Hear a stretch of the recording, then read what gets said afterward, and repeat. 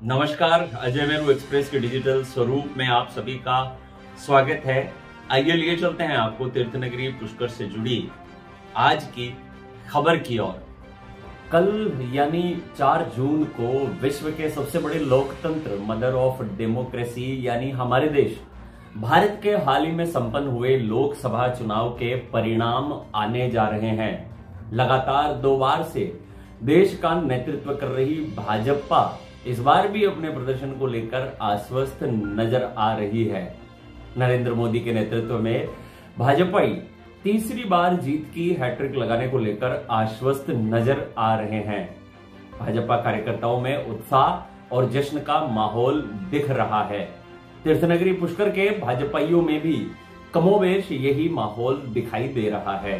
स्थानीय भाजपा कार्यकर्ता, पदाधिकारियों सहित नगर पालिका अध्यक्ष कमल पाठक, कैबिनेट मंत्री सुरेश सिंह रावत भी नरेंद्र मोदी को तीसरी बार देश का प्रधानमंत्री बनने को लेकर आश्वस्त नजर आ रहे हैं और जश्न की तैयारियों में लगे हैं। राजस्थान के जल संसाधन मंत्री रावत, पालिका अध्यक्ष कमल पाठक सहित तमाम भाजपाई अग्रिम संगठनों के पदाधिकारी और कार्यकर्ता मिठाई के लड्डू बनाते देखे जा सकते हैं। इस मौके पर जल संसाधन मंत्री सुरेश सिंह रावत ने पत्रकारों से बातचीत में क्या कुछ कहा, आइए सुनते हैं। देखिए, एग्जिट पोल जो देख रहे हैं अपन, उसके अंदर भारतीय जनता पार्टी को स्पष्ट बहुमत बता रहे हैं। और क्योंकि अभी परिणाम आने में कुछ ही घंटे शेष है, अभी कुछ घंटों बाद एग्जैक्ट जो रिजल्ट है वो आएगा। जनता ने जो जनादेश दिया वो आएगा, लेकिन हम सब कार्यकर्ताओं का विश्वास है और इसलिए हम तीर्थराज पुष्कर के सभी कार्यकर्ता आज तीर्थराज पुष्कर से आराधना करते हैं कि हमारे देश के अंदर भारतीय जनता पार्टी की सरकार प्रचंड बहुमत से बने और निश्चित रूप से बनेगी। नरेंद्र भाई मोदी हमारे पुनः देश के यशस्वी प्रधानमंत्री बनेंगे। उसकी तैयारी के लिए, एडवांस तैयारी के लिए हमने तैयारियां शुरू कर दी है। लड्डू हम बना रहे हैं। कल पूरी विधानसभा के अंदर हम लड्डू बांट के हमारी जो सरकार बनने जा रही है उस उपलक्ष्य के अंदर हमारे सब कार्यकर्ता खुशी मनाएंगे। देखिए, हमारी जो पुष्कर विधानसभा है उसके अंदर जो विधानसभा का जो रिजल्ट रहा उससे कई ज्यादा वोटों से हम जीत के हमारे यहाँ के प्रत्याशी को नरेंद्र भाई मोदी जी के पास भेजेंगे। देखिए, कांग्रेस के पास सिर्फ नोटंकी करने के अलावा कोई काम नहीं बचा है। कलेक्टरों को फोन करने से कोई वोट बढ़ता नहीं है। जब वोट मत पेटी के अंदर बंद हो गया, मत पेटी सील हो गई, उसके बाद जो रिजल्ट आता है, जिस समय मतगणना होती है उस समय सभी पार्टियों के जो एजेंट है वहाँ पे मतगणना के जो एजेंट है वो बैठे रहते हैं। काउंटिंग होती है, आजकल ऑटोमेटिक मशीन है। तो ये सिर्फ और सिर्फ कांग्रेस भ्रम फैलाने का काम करती है।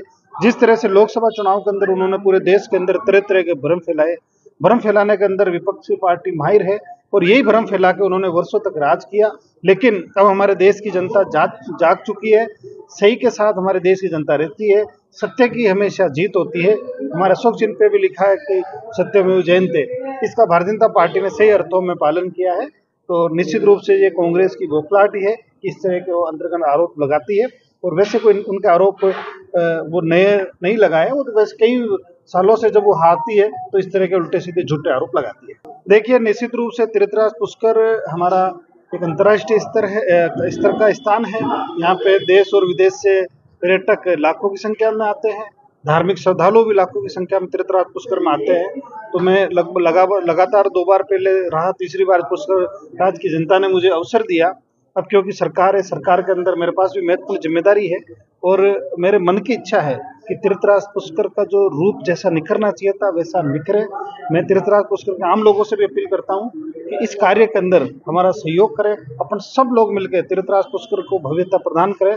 और निश्चित रूप से अभी एडीए की टीम को मैंने वहाँ उज्जैन भेजा भी था और आगे भी जहाँ भी जाना होगा देखने के लिए एक्सपर्ट जाएंगे। अभी जयपुर के अंदर हमारी मीटिंग भी हुई थी, हमने बैठक भी करी थी, जिसके अंदर तीर्थराज पुष्कर में कॉरिडोर कैसे बने इसके लिए हमारा विचार मंथन हुआ। माननीय मुख्यमंत्री से भी मैंने आग्रह किया और मुझे प्रसन्नता हुई। जैसे ही माननीय मुख्यमंत्री से मैंने आग्रह किया तो उनका भी यही कहा कि निश्चित रूप से तीर्थराज पुष्कर के अंदर एक भव्य कॉरिडोर बनना चाहिए। तो जल्दी तीर्थराज पुष्कर के लोगों को हम सौगात देंगे। और इसके अलावा कॉरिडोर के अलावा भी तीर्थराज पुष्कर के अंदर और भी बहुत सारी विकास की सौगात आने वाले समय के अंदर मिलेगी। हमारा तीर्थराज पुष्कर का जो वाटर लेवल जो रिचार्ज है वो किस तरह से हो, उसके बारे में भी हम काम करेंगे। जो ERCP के माध्यम से चंबल, काली सिंध और पार्वती का पानी जो बिशलपुर तक आ रहा था उसको हमने पुष्कर तक लाने की DPR के अंदर जोड़ दिया है। निश्चित रूप से वो भी कुछ वर्षों के अंदर जल्दी लाने का हम प्रयास करेंगे। और पुष्कर के आसपास के क्षेत्र के अंदर जो पीने के पानी की समस्या है उसके लिए भी हम प्रयास करके यहाँ पर कोई अलग से बजट स्वीकृत करा के अलग से कोई बड़ी लाइन डलाने की हम योजना बना रहे हैं। तो इस तरह से चरणबद्ध तरीके से हम तीर्थराज पुष्कर का सभी क्षेत्रों के अंदर हम विकास करेंगे।